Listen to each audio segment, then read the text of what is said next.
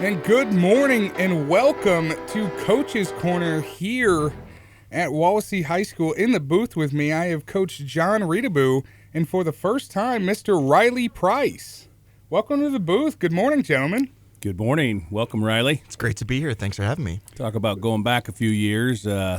Both of you were in a football uniform a few years ago, I remember, and it's great to have you guys come back and contribute again back to the football program and what we're doing here. Well, and it's kind of funny, too. Last night during the broadcast, Riley and I were kind of reminiscing about our old days a little bit, and we were talking about we have former coaches at Fairfield, at Goshen, at Northridge.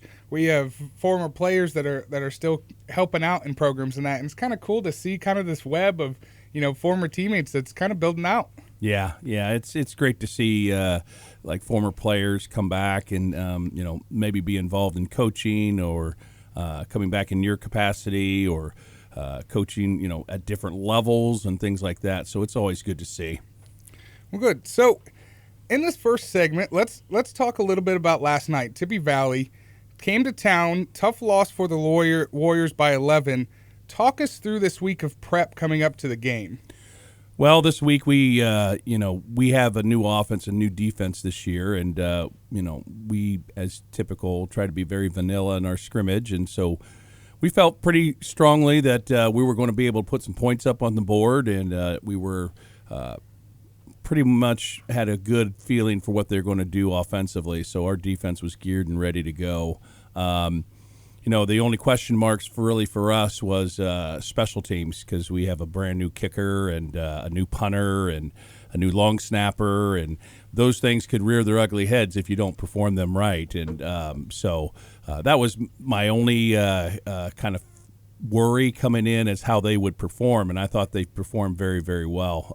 I think our special teams play was good enough to win a ball game, so that was relief. The guys executed well. We missed a couple opportunities to take one to the house, or at least a huge return, and it's just a missed block here or missed assignment there, and we were close, and the kids know it, they feel it, and they know we're really close. And I thought overall, we had a lot of things in special teams to perform last night that you don't always get in your first game, like a couple onside kicks. So we were able to do that in competition. And for it sounds like, I'm sure you try it in practice, but, game time is completely different. You got two of those, and both of them you had an opopportunity to get. So Absolutely. It's not like you're that far off either. Exactly. And, who knows when that's going to come in handy down the season. So that was a positive result of the game. That was maybe a question mark, but defensively, we knew the Parker kid was going to get the ball a lot. They were going to ride him, and we knew about the Dirks and the Jones kid, that they were scary weapons. They've been playing since they were sophomores and maybe even beyond that, and they're good athletes, and they had a 4-year senior quarterback that's been the starter for the last couple of years, so we knew they had experience there. Their line was not as experienced. It's all new guys up front, so we were hoping we'd be able to exploit that. And they had some kids step up. They had some younger guys that had not had a lot of varsity experience make some big plays for them. But overall, I think our defense played pretty well. There was a couple times where they had it deep in our territory or got great field position, and we held them to a field goal. And we bowed our neck at the right time and stopped it and kept us in the ball game. And so those are positives on the defensive side. Offensively, we feel like we got a lot of weapons that we just missed a lot of opportunities, untimely penalties, turnovers.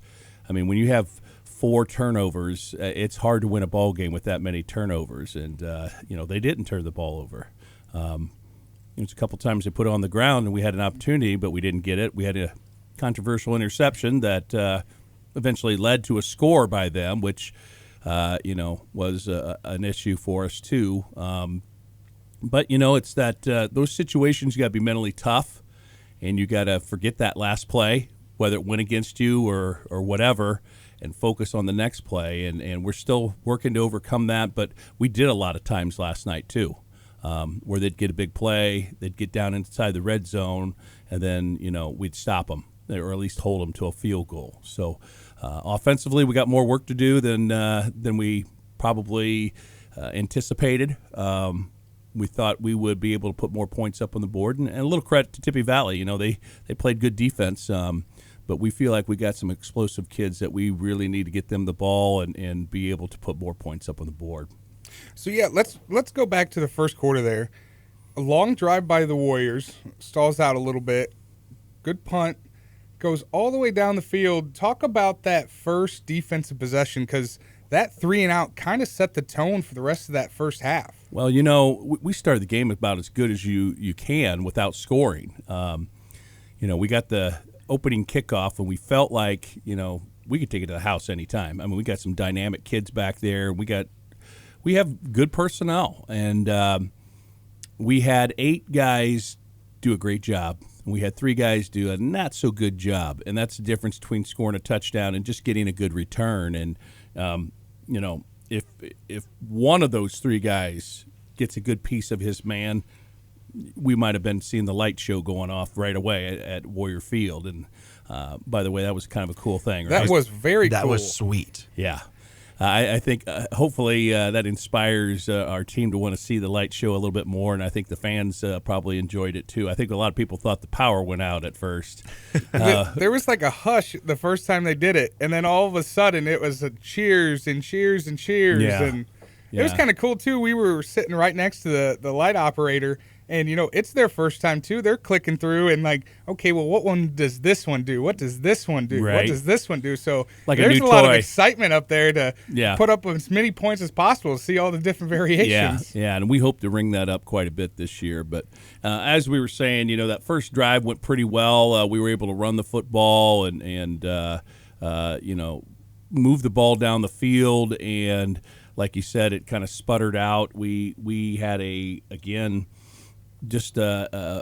play where we didn't do the right thing. We didn't execute, and it really put us in a hole, and we ended up stalling out, as you said. And then defense didn't, get down. They bowed their neck and kept them pinned deep, and they're punting away to us, and we have the ball in good field position again.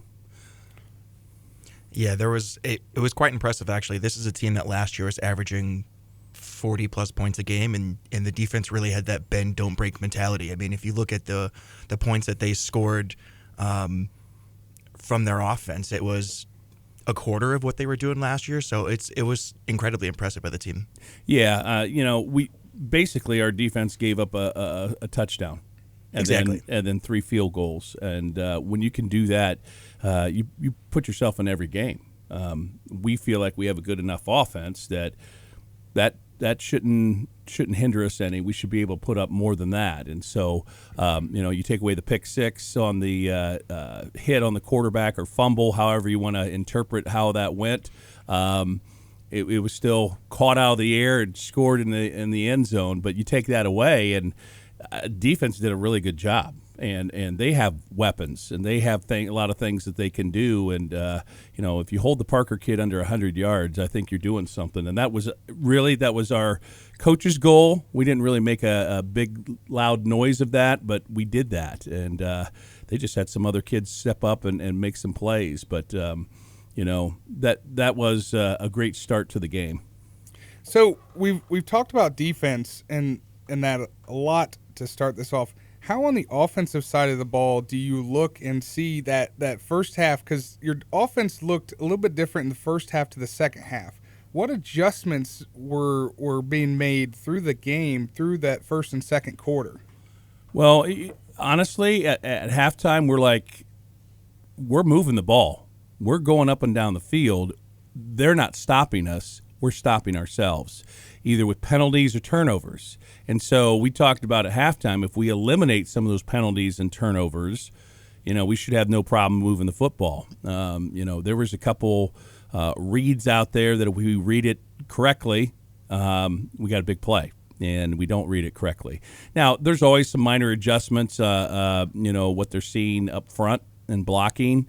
But for the most part, there wasn't any big surprises. It was a matter of execution, not scheme. And so there wasn't huge adjustments at halftime. The one thing that we could see a little bit was they were overplaying on our buck a little bit, but again, the way we run the buck, it doesn't matter if they're overplay. Then the cut's a different spot. So there really wasn't anything schematically to do differently. We just needed to execute better. So let's talk about that effort. Sorry, I'm sitting here looking at our segment 3 guest, and one of them is senior Hunter Tinkey.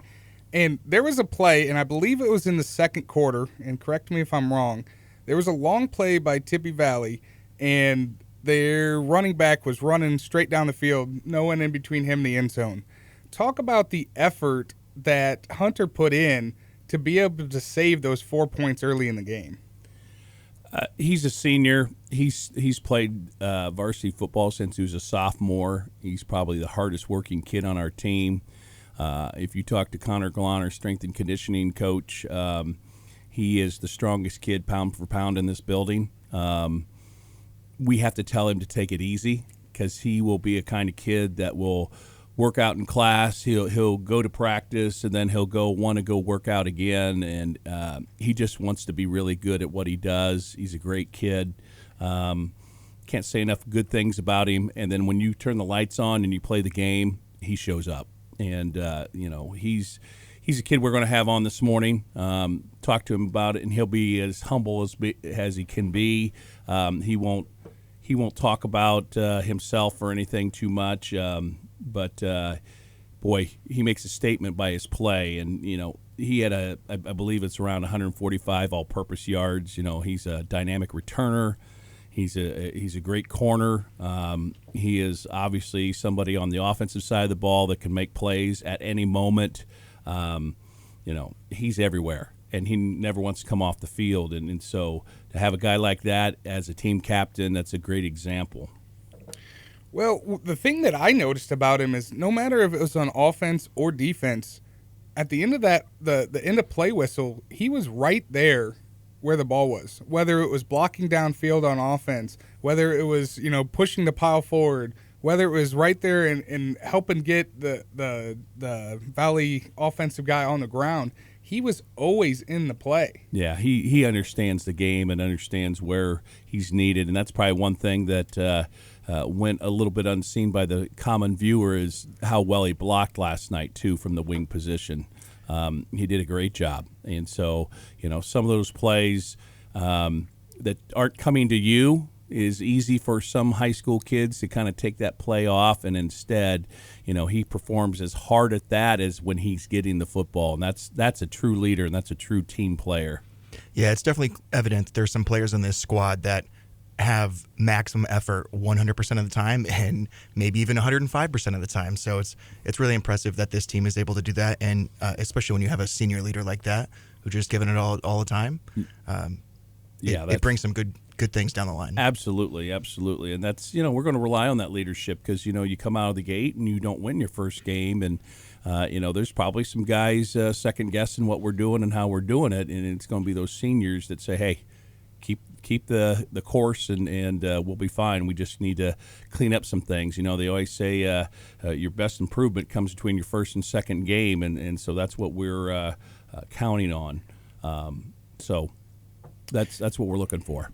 Perfect. Well, that has been our first segment here on Coach's Corner. We'll come back and continue to discuss last night's contest.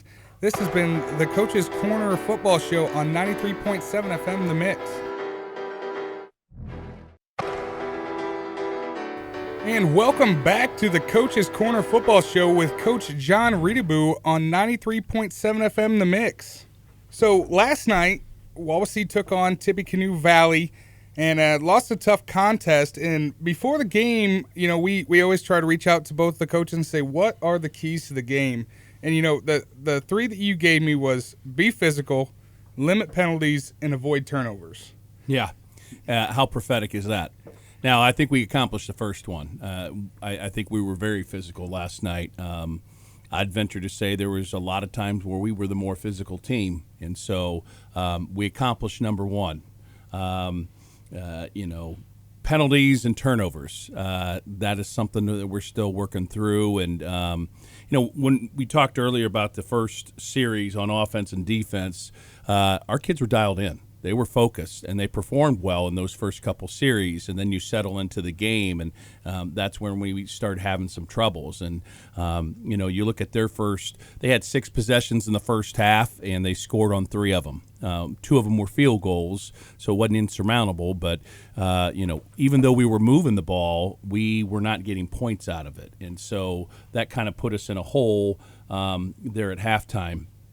And so that is going to be continuously our keys to the game is to be physical, eliminate silly penalties and execute well and avoid the turnovers.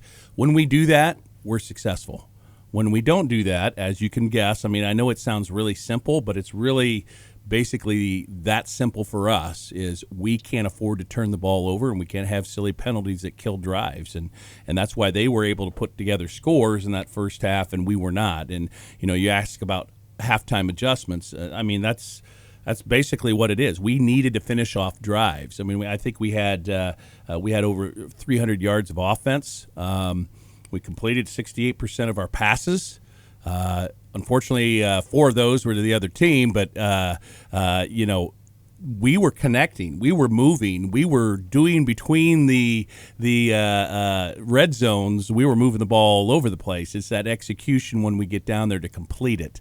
Off the top of my head, I can't remember how many times that we would have a huge play and the next 2 plays would be negative, either by a penalty or a loss of yardage. Probably the most glaring is when we were down on the 3-yard line, second and about a half a yard, and we ended up kicking a field goal from a little farther than it should have been, and we missed it. So that's a situation where you're on the 3-yard line, you better score. And if we do score there, we're talking about a different football game altogether. And anytime there's a closely contested game between 2 teams, you really can I've said this for a long, long time, and I didn't make it up. There's a lot of coaches out there that have said this. You can break it down to about 5 plays in a game that had it gone a different way, there's a different outcome. And so, like I said before the game, I thought it was 2 evenly matched teams that had kind of the same makeup as far as they had playmakers coming back, but the lines were going to be a question mark because they had new people there. I thought for the most part our line did a pretty good job. There was, some breakdowns as you're going to have sometimes, but it was skill position against skill position, and they executed better. So the other thing, too, that you talked about was that you had to have offensive efficiency.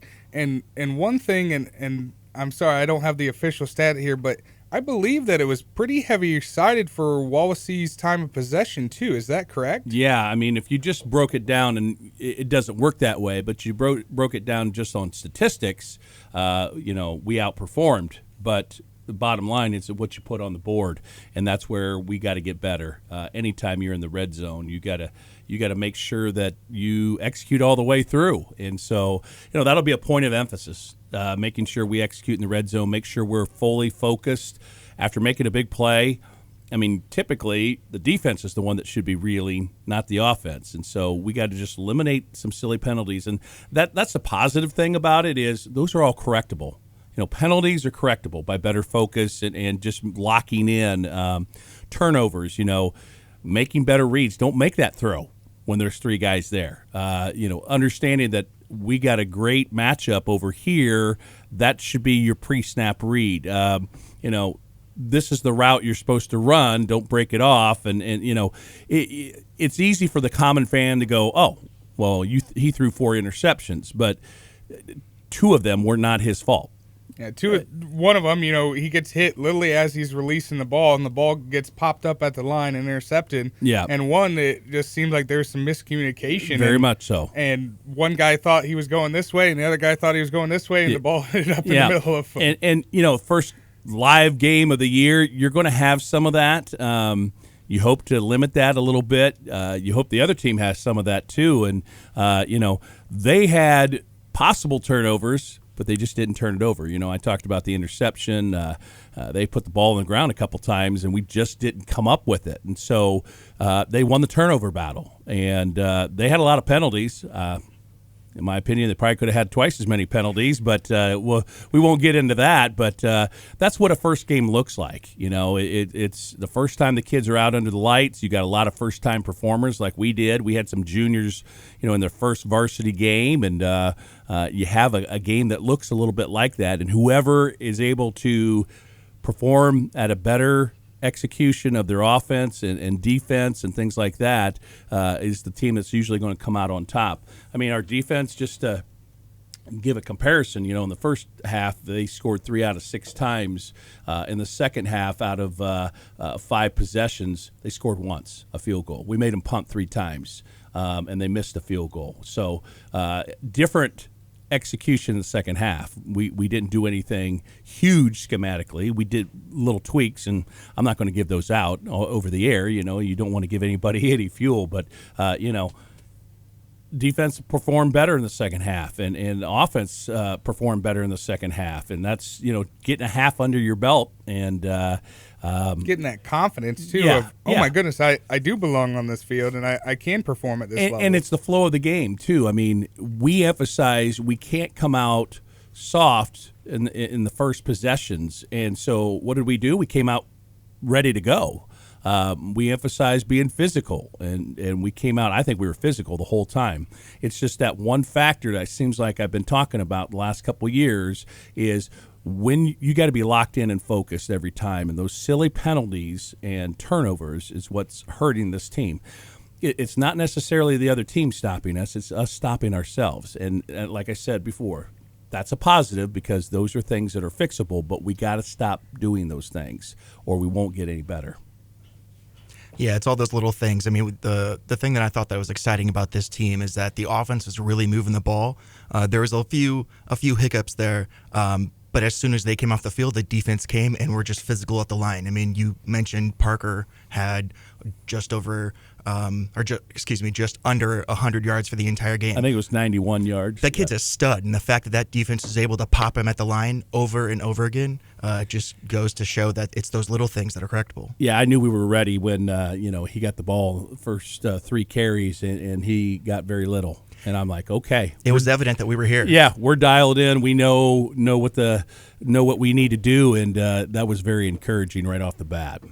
And I will say, from a physicality standpoint, there was, even if, the defender was out of position and doing more of an arm tackle, there was always a second warrior that was coming there to clean up that tackle. That's by design. We've been harping on the kids constantly.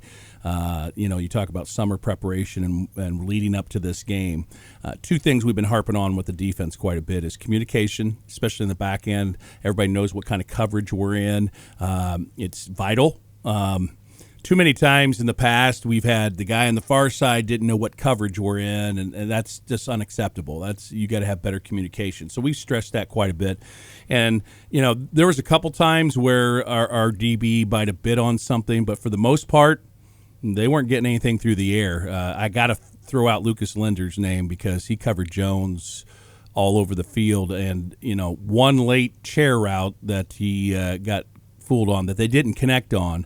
But besides that, he blanketed in the whole game. Well, and it's always a good game when you don't get to talk about a corner, because that means that they have done their job and locked down the wide receiver on the other side of the ball. Yeah, and that's a little side note, too, because both those boys went to the state in the 200, and so Jones got him in the 200, so he was going to make sure he didn't get him in this football game. So that means what? You had about 200 plays total last night, maybe 160. So that's 160 different track meets, right? Yeah. Our DBs and receivers ran a lot of miles last night, and one of the things we got to do offensively is make sure those miles are with some fun at the end of them, like touchdowns and things like that. So, it was good to see Lucas lock onto him and make sure that he didn't hurt us.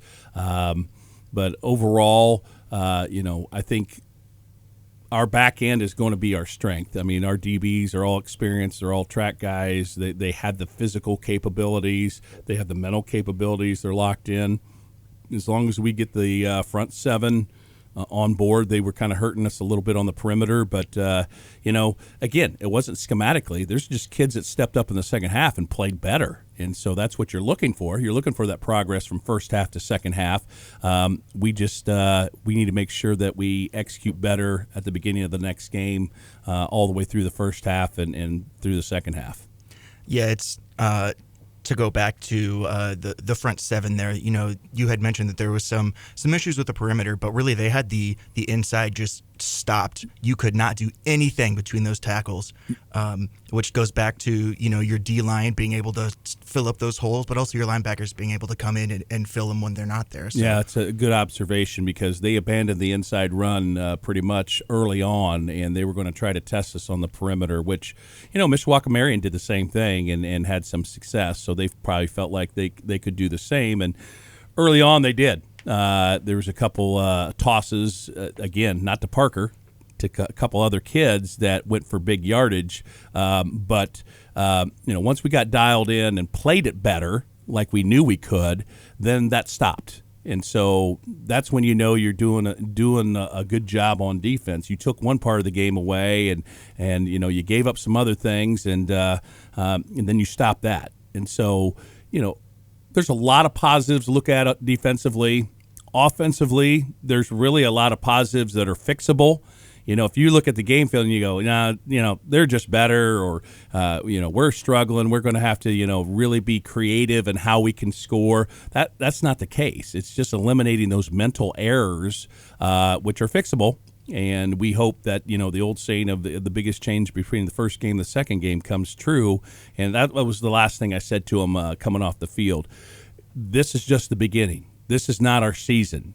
We need to lock in to the next game because the only thing that's going to make you feel better is a W next Friday night against West Noble. Exactly. And one thing that I will say as a former player is when you lose that first game, it's kind of heartbreaking, and it kind of goes back to your leaders and that locker room of, hey, no, this is our line in the sand. This kind of defines your moment as your senior year. Are we going to build a culture that's going to be, no, we don't accept losing and we're going to win, or are we going to kind of take a step back and say, well, we don't know? And that was the message at halftime. That was, I go in and talk to the kids about, the first half, and, then the coaches have a chance to get together and talk about adjustments. We discuss that, and then they go out and deliver that. And so the thing I talked about at halftime is something to prove. That's been our mantra. We're going to prove that second half, we don't just lay over and die. The second half, we are going to be locked in. We're going to make this a 4-quarter game, and we did that. And so I'm very proud of our seniors and our team for doing that part.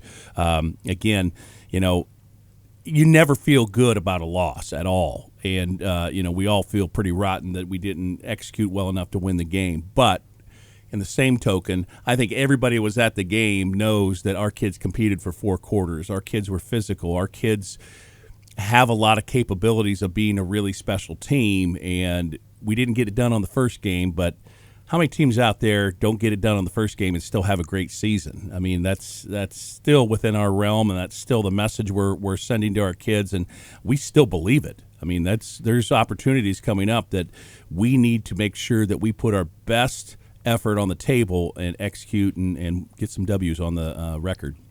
Well, thank you, Coach. Let's move past Tippecanoe Valley, and let's talk about our next segment. Next segment, we will have freshman coach Blake Haynie and senior Hunter Tinkey. This is the Coach's Corner Football Show on 93.7 FM The Mix. And welcome back to the Coach's Corner Football Show with Coach Jon Reutebuch on 93.7 FM The Mix. We have a very special guest here in here this morning, freshman coach Blake Haynie. Welcome. Thank you. Thanks. Glad to be here. Now, tell us a little bit about yourself.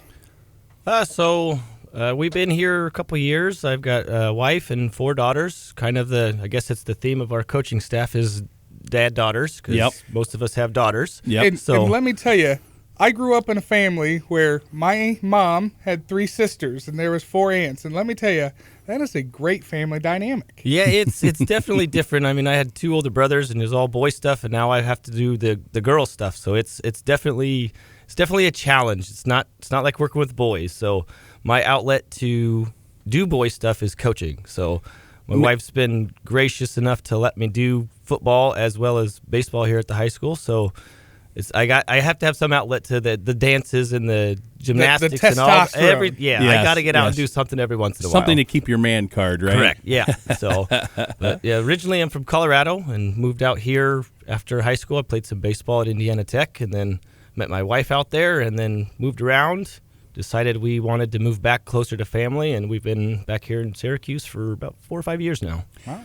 Blake, tell us about your real job, not your fun job, but your real job. So my real job, I work at the University of Notre Dame in the OIT department as a cloud storage engineer. So usually, you don't associate, the guy sitting behind the computer as wanting to get out there and play sports and do this and that. But sports has always been my passion, especially baseball is my big one. But I needed something in the fall because not much baseball in the fall, so they decided to last summer jump on the bandwagon after Andy kind of hounded me every couple of years. Hey, come coach football. So I had some things going on and just finally wore me down and said, sure, I'll do it last year. Well, we're glad to have you aboard because you've done a great job with our freshmen and getting those guys ready to play at the next level. You had your first game last Thursday, all the way up at Mishawaka. And, with the freshmen, that first game comes early because we have a arrangement with Mishawaka to have that last game first.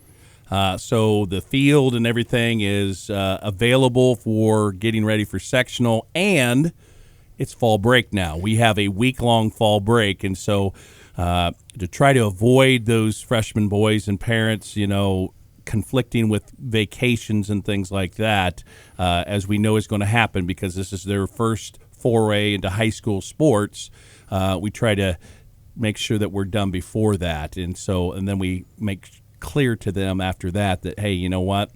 Fall break, you got to be around because that's sectional week. So that's something we do. And Mishawaka, as you probably know, runs a unique type of offense, which is the flex bone, which is responsibility football. And freshmen, you're teaching a lot of fundamental and technique and things like that. And one guy's out of place, it's off to the races. And so tough matchup to start with. But Blake, take us through heck, organizing is everything, isn't it? First of all, it's like rounding up cats out there.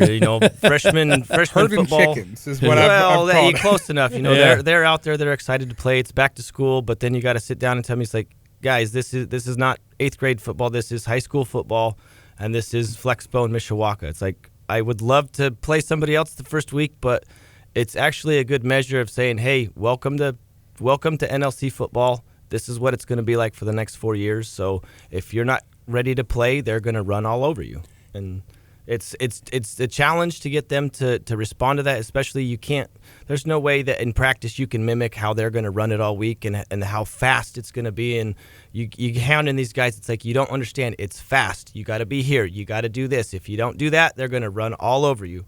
But this week I think some of the kids took the challenge, and we've got some stout 3 up front, which really helps prevent against that.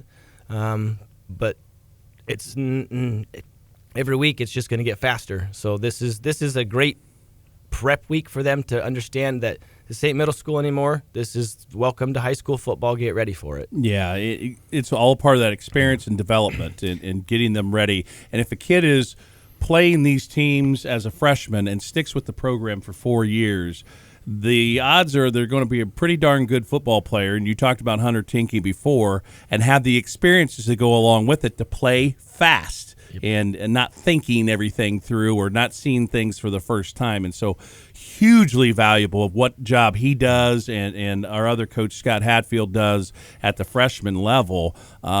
It's imperative that they develop these kids with the right practice habits. We make sure they have the right technique and fundamentals through individual drills and things like that. So go ahead. I want to let you talk a little bit. Talk about the freshman game against Mishawaka, because there was a lot of positives out of that. Even though we lost the game, there was a lot of things you can point to. Yeah, so based on what we've been trying to do this year, I just tried to keep it simple. We ran we ran basically 6 plays left and right, 2 pass plays. I want to, as the coach, I want them to get really good at what our base package is, and so the coin flip comes. I just said we want the ball. I want the ball first. I want to get going, and basically we set the tone for the beginning of the game was run left, run right, run left, run right, and this is what we're going to do to you all game. And so I think that actually helped the mentality and how the kids responded when we got the ball back. We marched 60 yards and scored on the first play or the first series. And when you have three linemen like that, they can kind of take that stress off too. That's got to get them into the game too. Of, oh my goodness, I can finally hit someone and I can finally drive off the ball. Yeah, it's those linemen are a challenge. The backup guys when we're doing scout team D and stuff. It's they get there, but then when that first play when they get knocked in the mouth, it's like, hey, what are you gonna do? Are you gonna respond to that with aggression, or are you gonna let them take you over all game? And I think the linemen, after we'd been practicing 3-4 all week, and then Mishawaka switched to a 4-3, and it was, hey, what's going on? It's like, just follow your keys that we've been working on all week. It doesn't change anything that you're doing. Just block the person you're supposed to block. And then all of a sudden we had a running back running for, I said 180 yards, but I looked at the film. He probably had over 250 yards rushing. Wow. He had some big runs. Jason Evans is the kid you're mentioning, and the other running back, Jackson Brown, is just as good. He runs downhill just as hard, and with those two running and keeping them fresh between offense and defense is going to be kind of the key. So, but with those two-headed monsters running, this group's got a pretty good potential this year of going pretty far. And you had a tight end that made a couple outstanding catches. Caden as well. Andrews and Johnny Zachary, they have a good combination between the two. It does help that Caden's 6'2" as a freshman, 190 pounds. I mean, he's a big boy, but he just throws it up, and those two have some trust built up between them. He throws it up, and he goes and gets it. Made a great one-handed catch, and they probably had 50 or 60 yards between the two of them. Saved us from, it was 3rd and 12, and we get 15 yards on both of those plays. So those two have a good repertoire between them, and then we just got to build up some other tools around them to complement them, and I think we'll be a pretty solid freshman team this year. A couple guys defensively that found their niche in the Mishawaka game, because that's when you really find out who's a gamer, as the saying goes. Parker Schmidt as the nose. I mean, I wasn't quite sure how he was going to respond early in the week, because it's hard to prepare against scout team stuff. But every time I was watching the play, he was in there. Logan Hoffer, same thing. Those three up front, Hoffer, Schmidt, and Andrews. Those three are going to be a nightmare as they get older and bigger and stronger. They're all decent-sized kids, they're big, too, aren't they? You're used to seeing I'm a 5'6", 130-pound defensive lineman, but all these kids they're gigantic, which it's, I'm not going to take that for granted. I'm going to run those boys until they can't run anymore. So it's nice to have those tools like that. Yeah. Well, thank you so much for joining us in the booth, Coach. Now we'll go to our second interviewee, Senior Hunter Tinkey. And welcome to the booth, Hunter Tinkey. Now, last night, I have to put this out there. We called you quick, and then I corrected Riley, and I said, no, he's not quick. He is fast. And let me tell you, almost every play last night, it looked like you were the fastest man on the field. Thank you. It's just that track speed. There you go. Yeah, Hunter's a track runner. And our whole defensive secondary are track guys. And so tell us about that track mentality and how that helps you in football. Yeah, our track team is, we're very close with each other, and especially our 4x1 team, which is 3 of our 4 DBs.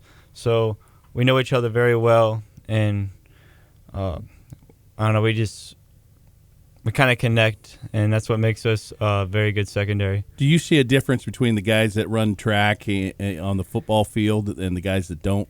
Yes, there's a very big difference. You can tell these boys are a lot quicker when they run track.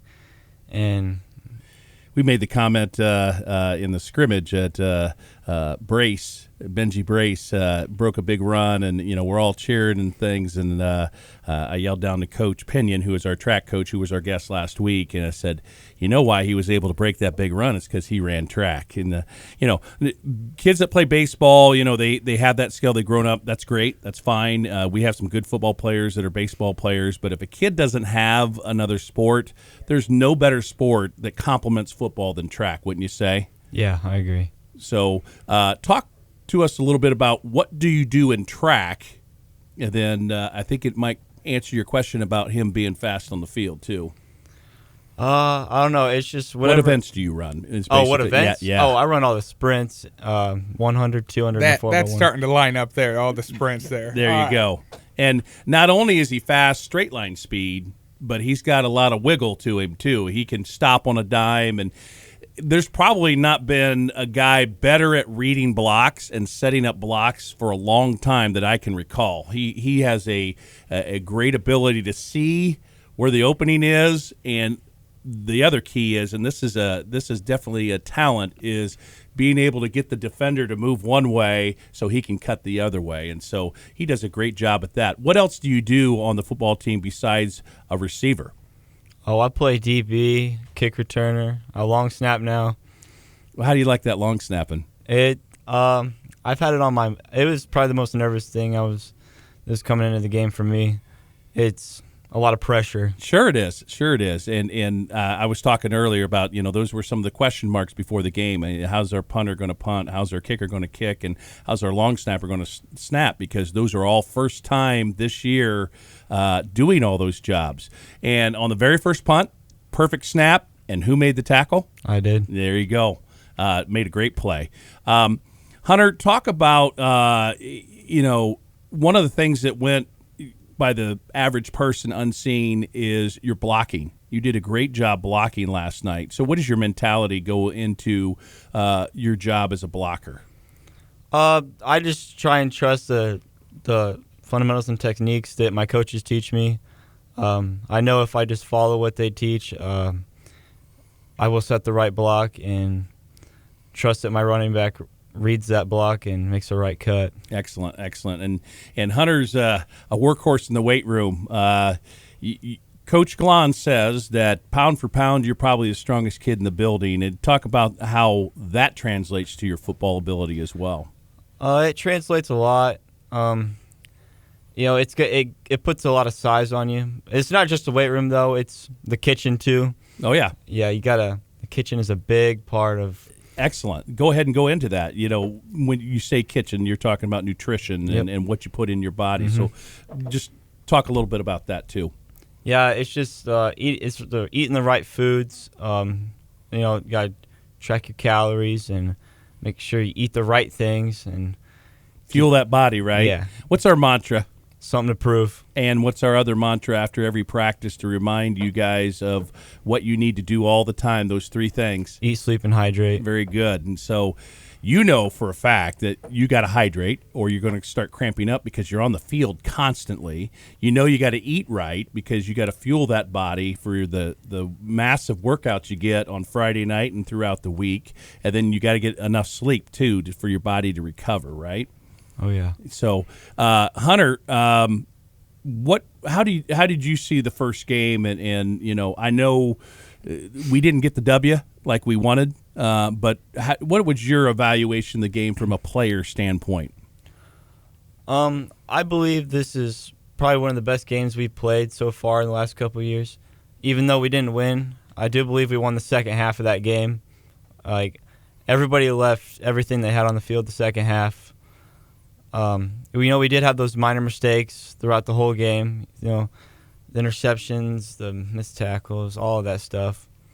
And I'm excited to see what we have for the rest of the year. Yeah, it's very encouraging. And you as a senior captain are one of the guys that are going to set the tone for the rest of the guys because we can only go up from here. It's not just coach speak, but it's usually the truth. The first game to the second game is where you see the most improvement. And imagine if we take out the silly penalties and we don't turn the ball over, how electric we can be on offense, right? Oh, yeah. So West Noble. What do you know about West Noble kids? Do you know any of them? I know a few of them. I know a few of them from track. They don't have the best speed, but they got a couple guys though. The quarterback. Oh, Drew Yates. Yeah, I know him. He does hurdles. He's pretty quick. Went to isn't state. He's pretty solid. He's good. He's a good quarterback. Yeah. We're going to have our hands full, and we're going to have to perform at our best next week too, right? Oh yeah. And you're going to be in charge of not only you but the other captains, Lucas Linder and Hunter Kunish, of making sure we have the right mindset during the week and working hard. And like I said last night, the only thing that's going to make you feel better about this game is winning next Friday night, right? Oh yeah. All right, Hunter. Well, thank you so much for joining us this morning, Hunter. When we get back, we will discuss next Friday's game against West Noble.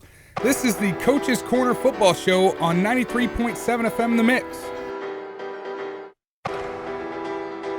And welcome back to the Coach's Corner Football Show with Coach Jon Reutebuch on 93.7 FM The Mix. Now, in this last segment, we would like to turn our eyes to next Friday. Next Friday, Wawasee will travel to West Noble to take them on at 7 o'clock. Little plug for us here. Our show starts at 6:30. Kickoff is at 7.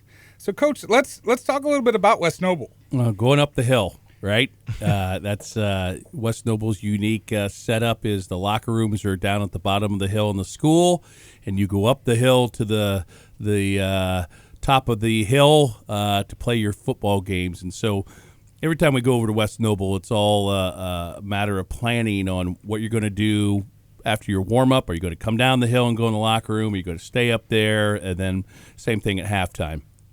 Years when it's like super hot, you probably don't want to go in a locker room and make that trek and take, that little bit of energy it takes to go up and down the hill from your kids. But, that's definitely something you have to consider every time. And that's part of their home field advantage. And so this will also be our first venture on grass this year, playing the first game on turf here. And we practice on grass as well as on turf, and it shouldn't make much difference with us. So, but it's definitely a different surface.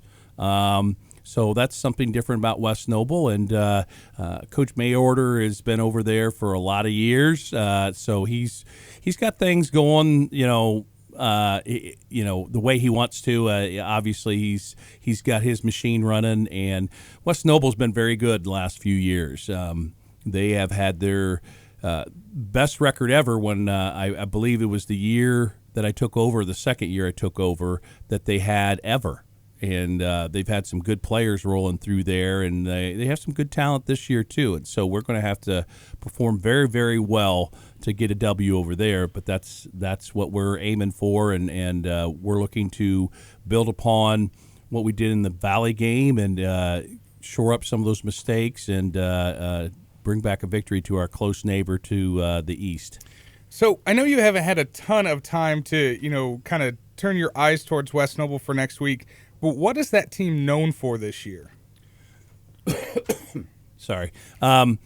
They have some athletes over there. The Pruitt kid, his brother was a very good football player, and this is the next coming of the Pruitt family. And he's a good running back, shifty and quick and hard-nosed. Drew Yates, quarterback, great athlete. Hunter mentioned he's a hurdler. He's fast, and we're going to have to be definitely aware of what he does. He's got a younger brother that also is a weapon for them. So they got some skill players that, if they go unchecked, they'll hurt us bad. And then I think their offensive line, they're replacing a lot of guys. So, again, it's similar to what we were dealing with. We got our skill guys back, but we're moving through a new offensive line, and they're still gelling, coming together. But and then on the defensive side of the ball, we'll probably see the same thing that we've seen the last couple of years. They're very attacking defense, blitzes coming and things like that. So we'll hunker down and look at the film the next couple of days and see what they look like against Central Noble. They got a big win over Central Noble, their big rivalry game to open the game, and I think it was pretty close in the first half, and they blew it wide open in the second half, and it was a lopsided victory. So very different outcome after the first game, us going against Tippecanoe Valley and them going against Central Noble. But we're gonna be focused this week. We're gonna work hard, and I'd say Tippecanoe Valley and West Noble, they're close neighbors. I mean, kids know kids on the other side. Some of them went to school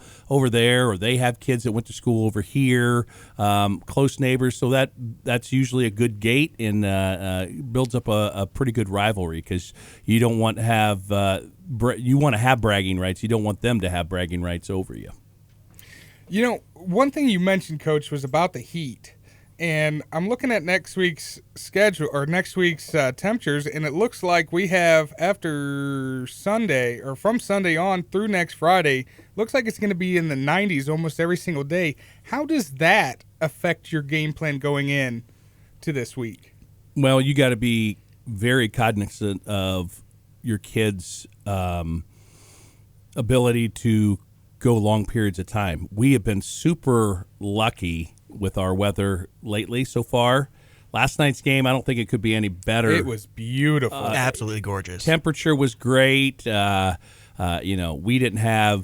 one kid that had cramping. They had a lot more cramping. We felt like, our kids overall, they logged a lot of time, but they were in great shape. And it was the first game too, and generally that's when you start seeing the kids that didn't hydrate, that didn't take that heat of warning, kind of go down. And I was impressed that both sides seemed to be pretty, hydrated, and it kind of speaks to the state of football now too, where the, as Hunter said, the kitchen portion of it is just as important as the lifting and the mental aspects of this game. Yeah, athletes are more aware of what they need to do, and coaches are definitely aware, and strength and conditioning, the right stretches, the right lifts. Hunter's a warrior in the weight room, but it's not about always how much weight you're putting up. You're also doing preventative things to prevent you from getting injuries and making sure everything's strong enough to take that hard use that you have. And like I said, we had one guy that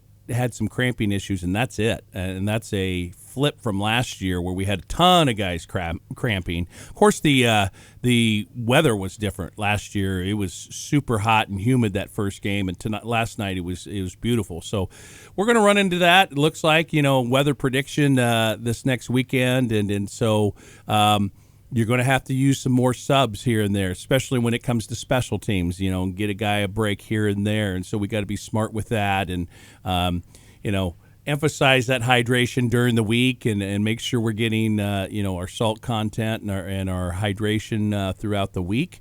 Weather's the same for both sides, so we can't use that as an excuse. It can affect both teams, and whoever does a better job of making sure they prepare ahead of time is going to have a better situation in the game. Yeah, it's one of my favorite things. You talked to Hunter earlier about your two mantras, something to prove being one, and eat, sleep, and hydrate. That eat, sleep, and hydrate just comes down to there's so many things that you have to do to prepare for that game, even before the game day.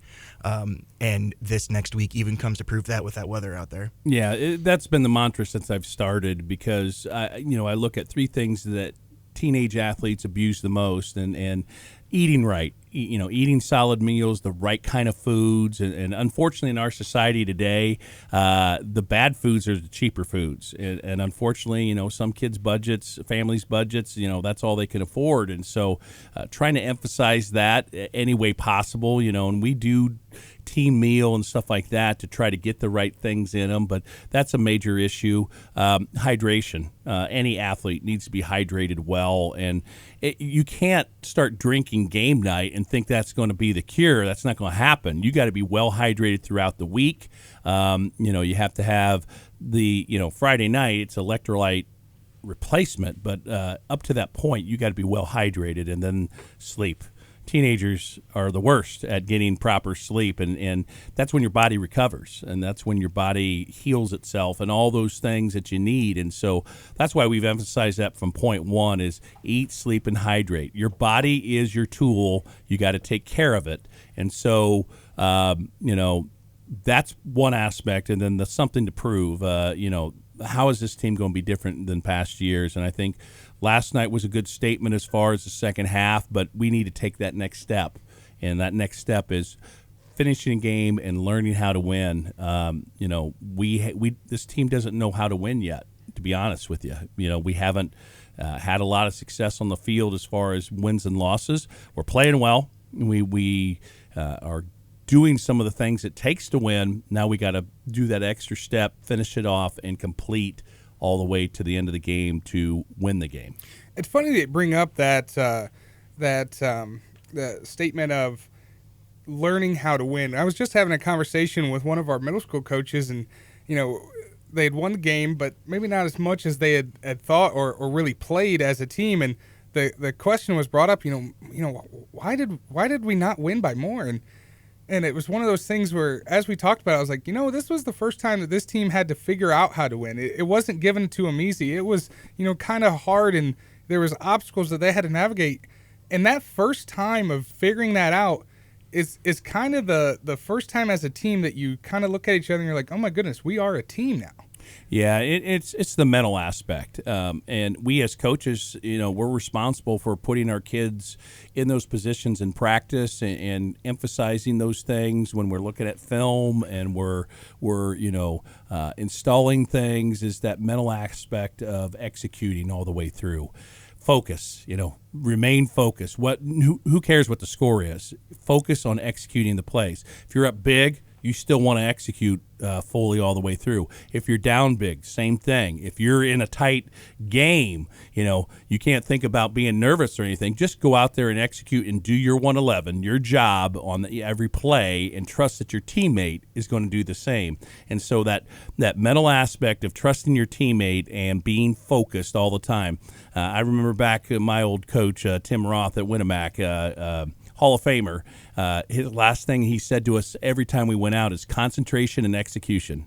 Concentrate on what you're doing and then execute it to the best of your ability. And those two things were like, that sticks in my head even to this day. And I have to admit I'm a little bit older on the coaching ring, but it still sticks out. And it's really that basic. If you concentrate and execute to the best of your ability, good things are going to happen.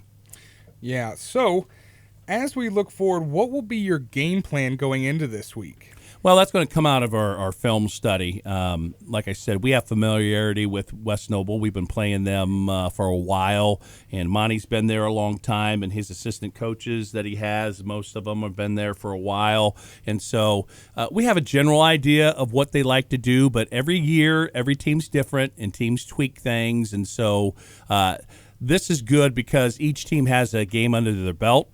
That first game, all you have is a scrimmage. And most teams are like us. You don't show a lot, very vanilla.